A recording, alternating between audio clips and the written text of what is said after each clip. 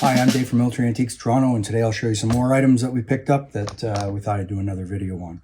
So, where to start? You know what? Let's get rid of this. So, I don't normally bother with this. It came in the door. It's something different. I'm sure you find more of this stuff in Europe than you find here, but it's pipe tobacco.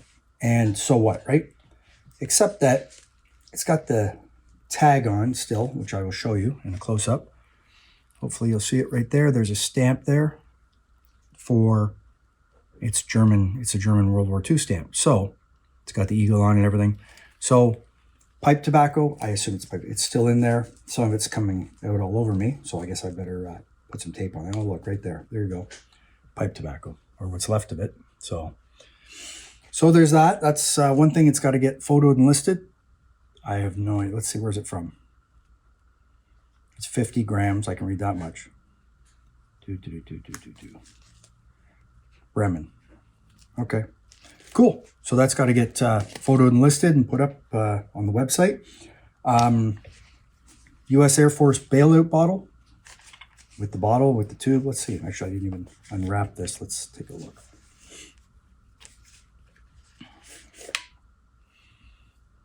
Okay. Well, the rubber's still there. Oxygen 0. The Ohio Chemical Manufacturing Company in Cleveland. Oh, cool. All right, so let's see if I can get some of this bottle out. It's green. Don't really want to play with the stuff too much because I don't want to break anything. Yeah, it's a bit too tight. Okay, well, it's a green oxygen bottle, as you can see. I don't want to ruin anything, so I'm not going to play with that too much more. And even playing with this rubber, truthfully, I really don't want to because I don't want to make it any more fragile than it already is.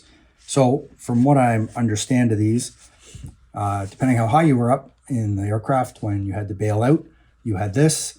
You could get oxygen out of this until you went to a low enough altitude that you could breathe regular air, which, if I remember correctly, is below 10,000 feet. So that's kind of neat. Not something you get every day. So that's cool. So there's that. And another FN bayonet. I just had one. And the only reason I bought it was for a customer. So now I have one for sale. So this one's not as mint as the other one, but it's still a nice FN bayonet. And let's see. It should be dated right at the throat. 1958. It's unsharpened like they're supposed to be. And pommel nut still works. Got a slight dent in the scabbard. It's got the frog. 51 pattern frog. So kind of cool. So I'll get that processed and listed as soon as I can. Guess I should show you that, eh? 51. Yeah, I guess probably a good idea. Let's do that. So right there, right where the guard is where they're dated.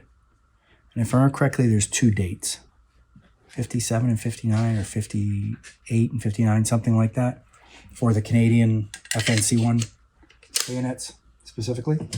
Then there's this woman's RCAF hat. You know what? Happy to have it. Not that common. You know what? Anything women's these days, World War II, is not that common to find. I saw a battle dress the other day, and I'm like, yeah, I'd like that, but whatever. I haven't closed that deal yet.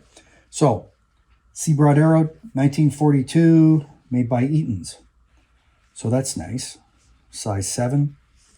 So here, I'll try and get that all in there. Oh, and it's War Aid stamped also. So that's the War Aid stamp. Let's hope you can get that right there. And then it's Seabroad arrowed right there. And then Timothy Eaton Limited, size 7, 1942.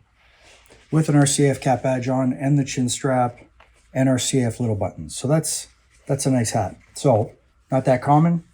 That's a good piece. So that'll get listed and processed as soon as we can. This walked in the other day. Japanese Type 30, if I remember correctly. World War II. They're usually beaten up. You know, the scabbards aren't taken care of. The handles aren't taken care of. In this case, the blade's really nice. Hasn't been messed with. It's got nice graining on it and everything. It's really pretty, actually. Pommel nut still works. But there's some bruising to the handle, as you can see. Because, again, they weren't taken care of. So you can see all that bruising on the wood. You know what? If someone knew how to fix it, they probably could. I won't bother, but somebody could. And there, that mark there is Tokyo Arsenals. So that's very nice. And the condition of this blade, I'm not going to put my fingers on it, is really nice. That's a nice blade. Really nice condition. Normally they're messed up, but this is actually really nice. So we'll get that listed as soon as we can. Scabbard's there. Nice piece. Nice addition. Whatever. More stuff. German World War I bayonet. Great. Excellent. Where's the scabbard? Oh, great. Scabbard's lost. So the guy I got this from, it's a Henkels actually. Was hoping forever, looked for, I don't know, 20 years or whatever, try and find a scabbard on the loose. Good luck. You don't see scabbards on the loose. And when you do, they're gone real fast. So this has pitting on the blade, which is what you'd expect because it wasn't taken care of. And there's no scabbard. So I'll show you the best I can. It's not pretty, but you know what? It is what it is. So if you go right there, you'll see the Henkels mark right there. Other than that, like the pommel nut still works. It's a nice piece, but it's too rough. It's too rough for me to want to keep as a collector because you can always, in my mind, always buy the best you can find and the best you can afford. You can buy all the junk you want all day. It's the good stuff that costs money. So there's that. I believe, I'm certainly not an expert, I believe these are 25 pattern RAF ammo pouches. They look like P08.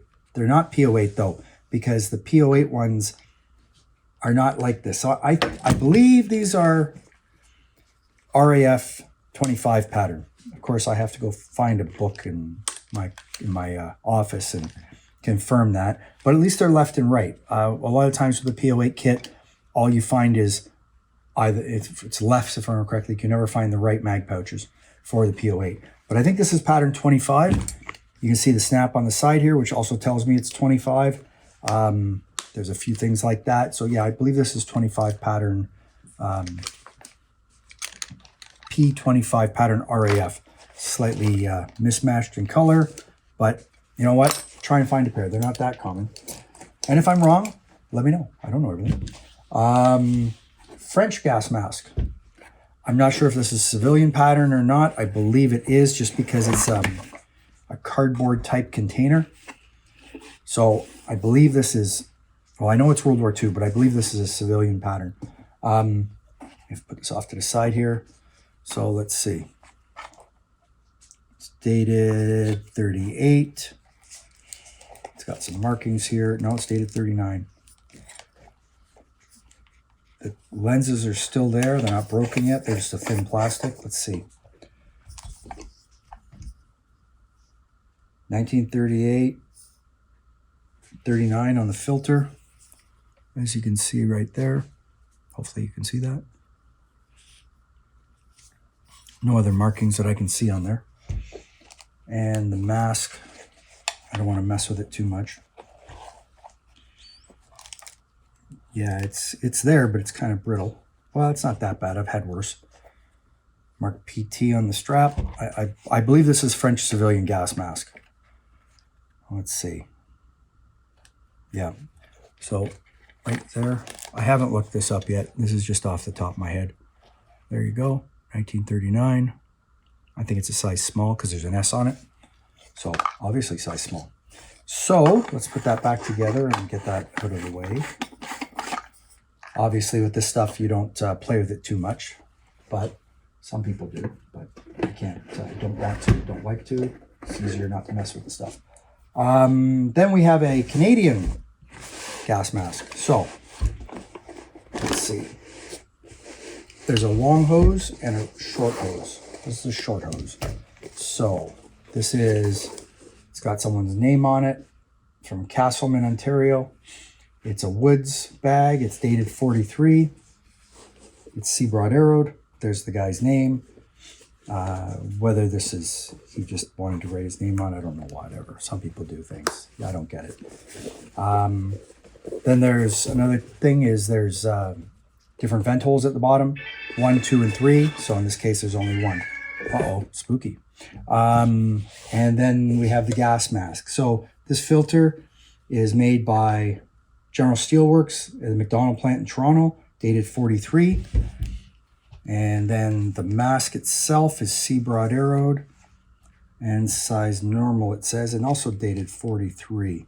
So let's see if I can get you into the details here. So there you go, 1943, the fourth month, sorry. Let's see, can I show you anything else? Yeah, there's the Seabroad arrow on the mask. And then on the back there, number 4, Mark III, dated 43 also. The straps aren't perfect, but they're okay. And there, if you can see that, it says GSW, Toronto, McDonald plant. And it's not rotted out. It's very nice. It's also marked GSW on the bottom, 1943. Nice gas mask. So I don't like playing with this stuff too much because of its age and it's brittle.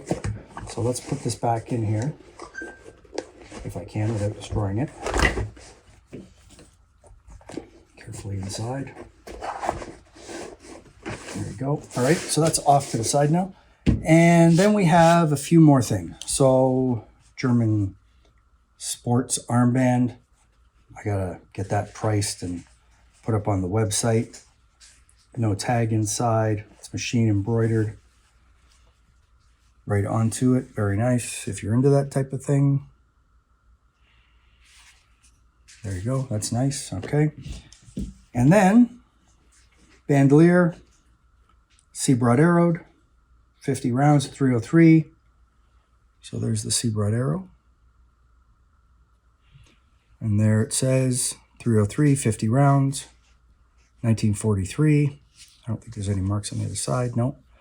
So standard infantry issue. Here's 50 rounds. Throw it over your shoulder. Off you go. Along with the mags with pouches, etc. So that's kind of neat. Nice piece. I'll get that listed. Last but not least is a Hitler Youth knife. So, do they make copies of these? Definitely. Is this a copy? No. It's not perfect. It's not mint. If it's mint, you should be worried. They do make these. They make lots of them. Please be careful what you buy and buy these from a reputable source. I can't stress that enough. There's too many people ripping people off, and it's just easier to be straight with people. I'm sure some of my detractors would be surprised me saying that, but whatever.